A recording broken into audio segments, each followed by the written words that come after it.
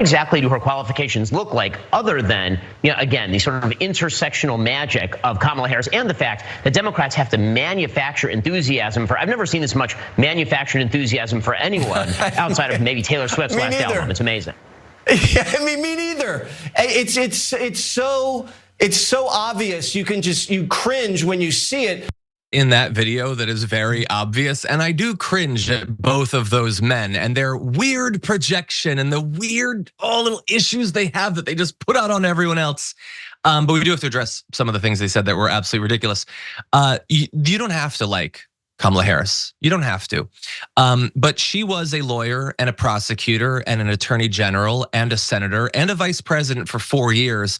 I'm not saying you can't come up with any additional qualifications to be president, but I think that's a pretty good start. I think that pads out a resume pretty well. Donald Trump was a reality host, and he put his name on buildings that other people built, and he started a bunch of businesses that failed. And they had no issue with his qualifications. It's almost like it's racist and misogynist rather than an honest reflection of what they really believe. But honestly, like, we could talk about that, and we could talk about how all of the right has landed on, hey guys, if we call them a DEI hire, we get to imply that black people don't deserve positions and they can't be mad at us. We could do that. We can also point out the weird thing where they have to pretend that the enthusiasm for Kamala Harris is artificial, or that the enthusiasm for Taylor Swift of all people is artificial. Jesse Waters and Ben Shapiro, I'm going to offer you some advice, and I shouldn't because I hate your guts and I don't want you to improve. As you get older, there will be things that are popular that you don't like. That doesn't mean that other people don't actually like it. I see stuff every day and I don't understand why it's as popular as it is, but that doesn't mean that it's not popular. And it's a pathetic baby boy type of behavior to imply that everything that you don't like, people are just pretending to be fans of. It's not the case. Vote.org got an intense surge of voter signups thanks to Harris becoming the nominee. People want to vote thanks to her. Taylor Swift actually got a bunch of people to sign up. This is not people just memeing or something. They're going out and registering. They want to get involved. They're very excited. Harris's campaign raised $126 million since Sunday, with 1.4 million grassroots donors contributing. They're giving their actual money. Maybe it consoles you for some weird reason to believe that this is artificial. No, it's real. And in this case, Ben Shapiro, facts don't care about your pathetic feelings. Waz, what do you think? A storm is tearing up the digital media industry. Only our audience can save us in these difficult times. Help us reach our goal of 100,000 new members at tyt.com/team. They spent months calling Joe Biden a joke, senile, is he dead, is he even alive, did he actually even send out that tweet, blah, blah, blah, blah, blah. They replace him with a sentient being, and these people are shocked that there's genuine enthusiasm. That it doesn't make any sense. And the Taylor Swift thing, listen, I've never personally been moved by her music. But when she's selling tickets from Japan to Brazil to Iowa, I'm sorry, people are spending their hard-earned money, moving their feet to go watch her perform. Like, this isn't some manufactured thing. People genuinely love what she does. Like, this is insane to me. Yeah, but it's Ben Shapiro, so should we expect anything better?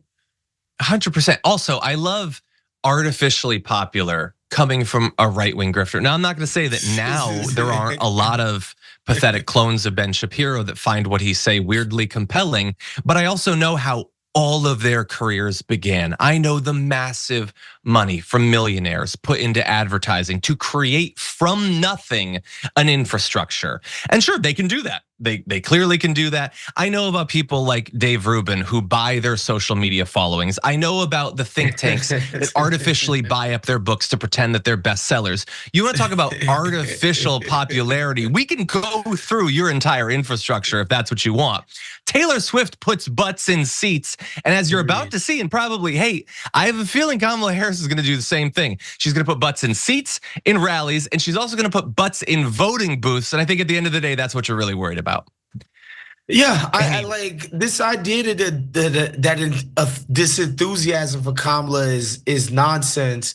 It's just, come on, man. Like, she's an attractive person. She knows how she speaks very well.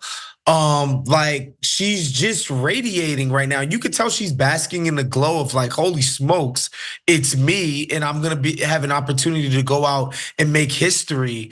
Like the idea that people don't get swept up in it. And I think, honestly, I think a lot of swing voters are attracted to that kind of thing. I think a lot of swing voters enjoyed the fact that we were the type of country that could nominate and then eventually, actually elect Barack Obama, right? Like, I think normal people look at this and say, oh, this is pretty cool. All right, let's see what she's actually about now.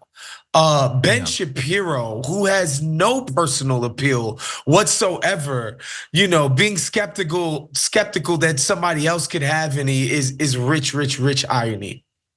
Yeah, I understand why he says things like that, because again, he is trying to make his audience broken in the same way that he's broken. And largely, I think he's successful in doing that in a variety of ways. What is the utility of telling people they don't like the thing they like? Has there ever been a bigger waste of breath than that? There are literally tens of millions, maybe hundreds of millions of fans of Taylor Swift. There are people who are super enthused for Kamala Harris. I'm enthused for Kamala Harris. I haven't even historically been that big of a fan of her. And any optimism I have for the world has been absolutely scorched out of my system thanks to the pandemic. And I'm laboring under COVID. And even I'm excited. So yes, I can conceive of other people doing it. It's just such a massive waste of time, like so much of the things that he and Jesse Waters say. Anyway, we unfortunately don't have time to play. I really wanted to play Donald Trump's brain glitch because we had another example of the trademark way that his brain shuts down. And we are gonna get to it. We have a big interview coming up next week where we're gonna talk about Trump's brain rot, which once we get past just the sheer enthusiasm for Harris having launched her presidential run, we can start to talk about the age of certain candidates and about the fact that their brains are shutting down. We can do that once again, as we did not too long ago.